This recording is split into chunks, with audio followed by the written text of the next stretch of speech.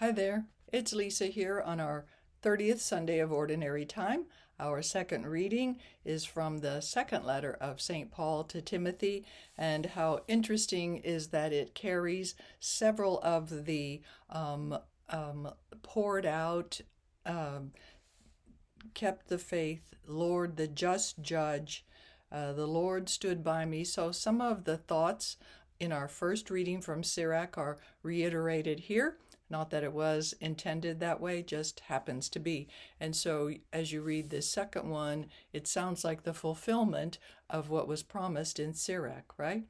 So this is also, I think it sounds like if this were our present day and time, he would be on hospice or on his last words and gathering the family around and speaking his last words, right? Beloved, I am already being poured out like a libation. So, poured out like a libation. Would you believe that I have this picture that came from Bethlehem, and just the pouring of a libation, the offering to a god, right? And his own life is his offering to God. I am being poured out like a libation, and the time of my departure is at hand. And he's not regretting, which is hopefully how we are on our deathbed, right? I have competed well. I have finished the race. I have kept the faith. Okay, so those each one of those sentences he's declaring with surety. From now on, the crown of righteousness awaits me. Yep, which the Lord, the just judge, there we go, will award to me on that day. So the just judge, referring to our first reading, and not only to me, okay, will award to me on that day. And then break your stride. And not only to me, but to all who have longed for his appearance. So then there's a pause. At my first defense, remember he's in Rome under house arrest.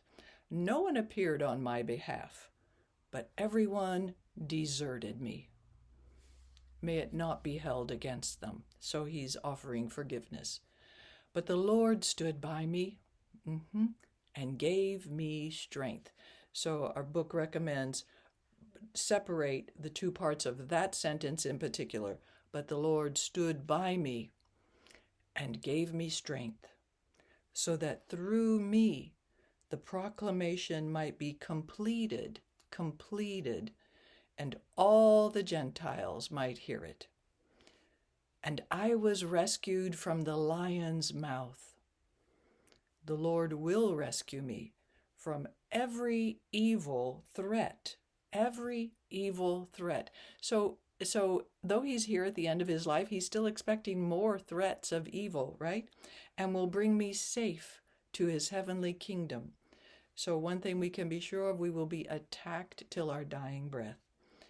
And then to him be glory forever and ever. Amen. And you will probably be joined by the congregation saying amen. That's okay. They were listening. They were listening enough to you to hear forever and ever. And then we wait 1, 2, 3. The word of the Lord, right? Just nice and strong. The word of the Lord. All right, so how will this sound as we read it all together? A reading from the second letter of St. Paul to Timothy. Most important word in that introduction title is Timothy.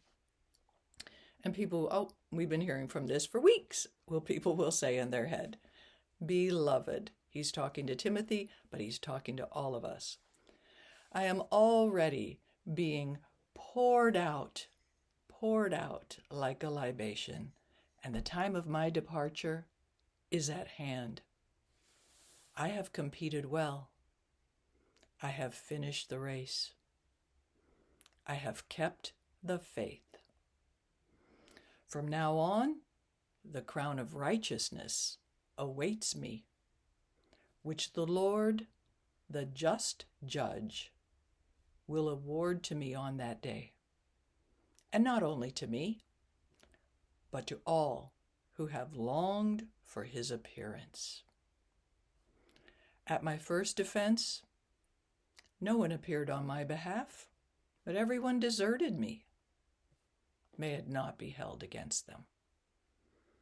But the Lord stood by me and gave me strength, so that through me the proclamation might be completed, and all the Gentiles might hear it. And I was rescued from the lion's mouth. The Lord will rescue me from every evil threat, and will bring me safe to his heavenly kingdom. To him be glory forever and ever. Amen. And we're ending on a smile. The word of the Lord, also smiling as you say that. All right.